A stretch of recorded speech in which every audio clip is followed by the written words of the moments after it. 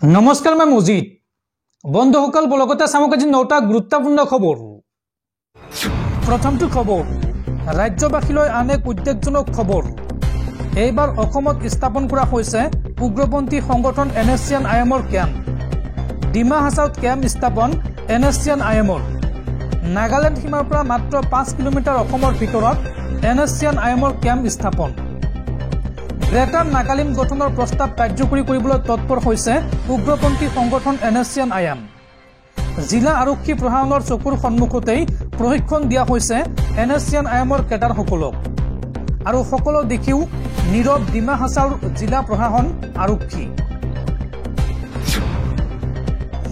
পৰৱৰ্তী খবৰ ৰাজ্য কঁপাই যোৱা এপিএছচি কেলেংকাৰীক লৈ ডাঙৰ খবৰ বিপ্লৱ শৰ্মা আয়োগৰ তদন্তৰ প্ৰতিবেদন দাখিল কৰাৰ পিছতে এইবাৰ পোহৰলৈ আহিছে এপিএছচি কেলেংকাৰীত বিজেপিৰ লিংক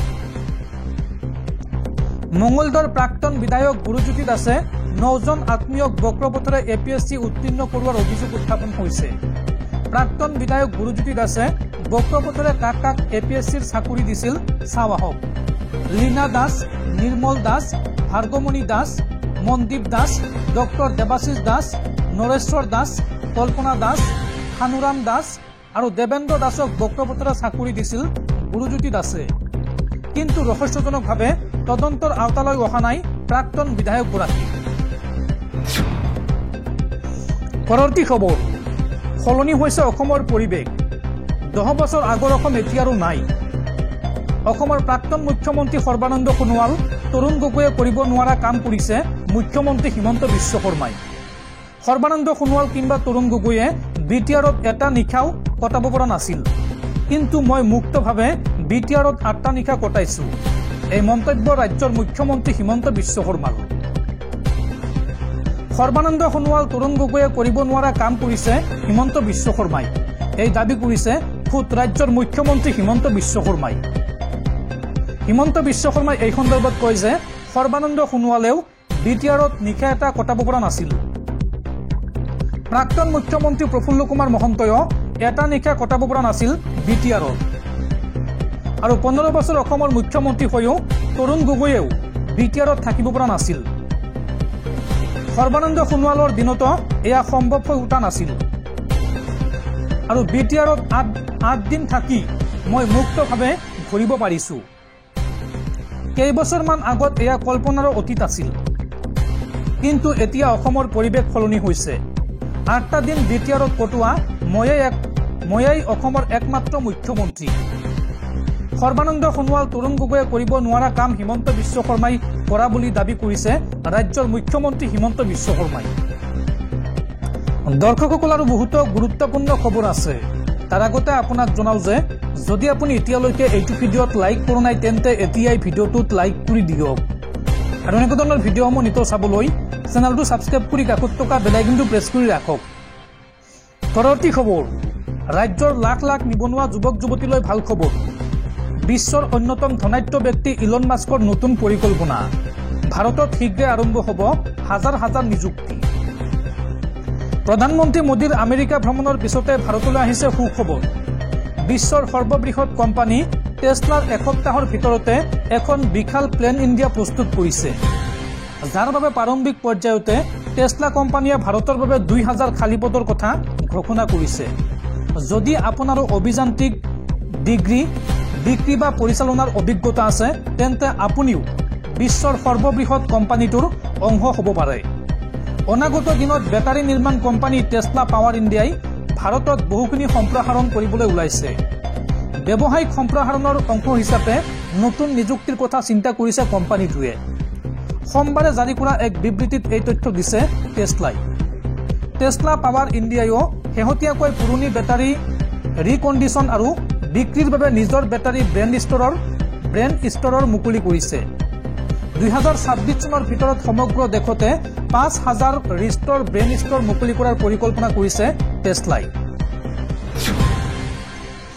পৰৱৰ্তী খবৰ ৰাজ্যত পুনৰ ভয়ংকৰ পথ দুৰ্ঘটনা এই ভয়ংকৰ পথ দুৰ্ঘটনাত থিতাতে মৃত্যু হৈছে 2জন বাইক আৰোহীৰ বঙাইগাঁও জিলাৰ চাপৰাকাটাত সংঘটিত হৈছে এই ভয়ংকৰ পথ দুৰ্ঘটনা তীব্ৰবেগী ট্ৰাকৰ খুন্দাত নিহত হৈছে 2গৰাকী বাইক আৰোহী আৰু এই মুহূৰ্তলৈকে উদ্ধাৰ হোৱা নাই নিহত ব্যক্তিত্বৰ পৰিচয়। পৰৱৰ্তী খবৰ, এটেনশ্যন অসম আৰক্ষী ডিজিপি হৰমিত সিং ডাঙৰীয়া, ডিমা হাছাত অসম পুলিচৰ ধন সংগ্ৰহ।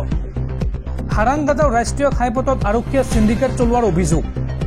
পথটোৰে পাৰ হৈ যোৱা প্ৰতিখন ট্ৰাকৰ পৰা ধন সংগ্ৰহ কৰে অসম আৰক্ষীৰ একাংশ কনিষ্টবলে। মোবাইলত আবদ্ধ হৈছে অসম পুলিচে ধন সংগ্ৰহ কৰাৰ দৃশ্য। পৰৱৰ্তী খবৰ, মহাকুম্ভ মেলাত পুনৰ মৃত্যু অসমৰ ভক্তৰ। মৃত লোকজন বঙাইগাঁৱৰ তুলুঙীয়াৰ ধীৰেন ৰায়। মহাকুম্ভ মেলাত হৃদক্ৰিয়া বন্ধ হৈ মৃত্যু হয় এই লোকজনৰ। পৰৱৰ্তী খবৰ, এইবাৰ 2 মেৰুত শংকৰ সংঘ আৰু টাই আহোম যুৱ ছাত্ৰ পৰিষদ। শংকৰ সংঘৰ বিৰুদ্ধে এইবাৰ বিস্ফোৰক অভিযোগ উত্থাপন কৰিছে টাই আহোম যুৱ ছাত্ৰ পৰিষদে। টাই আহোম যুৱ ছাত্ৰ পৰিষদৰ মন্তব্য যে নিৰ্বলীৰ ওপৰত বলি হৈ দেখুৱাই শংকৰ সংঘই দুখীয়াক এখৰীয়া কৰি ধনীৰ পৰা লয় বৃহৎ অনুদান। লগতে বিবাহত সকামত যোৱাত বাধা, গাহৰি কুকুৰা পোহাত বাধা দি অসমীয়াক দুভাগ কৰিছে শংকৰ সংঘই। শংকৰ সংঘৰ বিৰুদ্ধে এই বিস্ফোৰক অভিযোগ টাই আহোম যুৱ ছাত্ৰ পৰিষদৰ। বিতৰ্কৰ মূল আৰু একমাত্ৰ কাৰণেই হৈছে শংকৰ সংঘৰ সংবিধান। ধনী আৰু দুখীয়াৰ বাবে বেলেগ বেলেগ সংবিধান আছে শংকৰ সংঘৰ। দুখীয়াক এখৰীয়া কৰি ধনীৰ পৰা অনুদান লয় শংকৰ সংঘই। সময় থাকোঁতে শংকৰ সংঘই আহোম জনগোষ্ঠীৰ ওচৰত ক্ষমা খোজক। 2টা গাহৰি পুহি পৰিয়াল চলোৱা দুখীয়া লোকক লক্ষ্য কৰি লয় শংকৰ সংঘই। কিন্তু লাখ লাখ কুকুৰা পোহা মানুহৰ পৰা বৃহৎ অনুদান লয় একেটা শংকৰ সংঘই। শংকৰ সংঘই ক্ষমা খুজিলেহে হাম কাটিব বিতৰ্ক। আৰু এই বিতৰ্কৰ গোটেই ভুল আছে শংকৰ সংঘৰ গাত। অসমৰ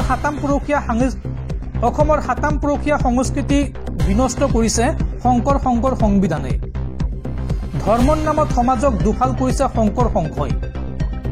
মনত প্ৰচণ্ড আঘাত পাইছে, যাৰ বাবে দাহ কৰা হৈছে শংকৰ সংঘৰ সংবিধানৰ প্ৰতিলিপি। সংবিধানখন সংশোধন কৰাৰ দাবীৰে দাহ কৰা হৈছে শংকৰ সংঘৰ সংবিধান। বাৰম্বাৰ আহোম জনগোষ্ঠীক অপমান কৰাৰ উত্তৰ দিব লাগিব শংকৰ সংঘই। বিয়া সকাম খাবলৈ বাধা দি শংকৰ সংঘই বিনষ্ট কৰে অসমৰ সম্প্ৰীতি।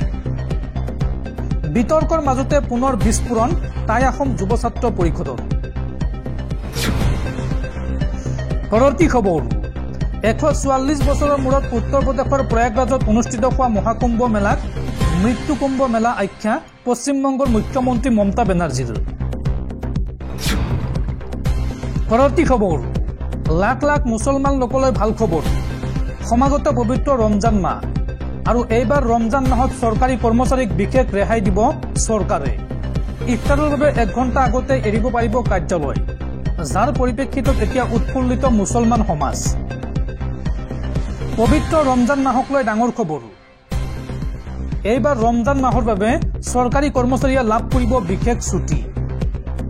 1 ঘণ্টা পূৰ্বে কাৰ্যালয় এৰিব পাৰিব চৰকাৰী কৰ্মচাৰীয়ে। ইছলামধৰ্মী চৰকাৰী কৰ্মচাৰীক দিয়া হ'ব বিশেষ ৰেহাই। 4 বজাতে সমাপ্ত কৰিব পাৰিব কাৰ্যালয়ৰ কাম। আৰু লগতে শিক্ষাৰ্থীৰ বাবেও 1 ঘণ্টা ৰেহাই দিব চৰকাৰে। 2 মাৰ্চৰ পৰা 31 মাৰ্চলৈকে ল'ব পাৰিব এই ছুটি। তেলেংগানাৰ কংগ্ৰেছ চৰকাৰে লৈছে এই ডাঙৰ সিদ্ধান্ত। উল্লেখযোগ্য যে 2 মাৰ্চৰ পৰা আৰম্ভ হ'ব পবিত্ৰ ৰমজান মাহ।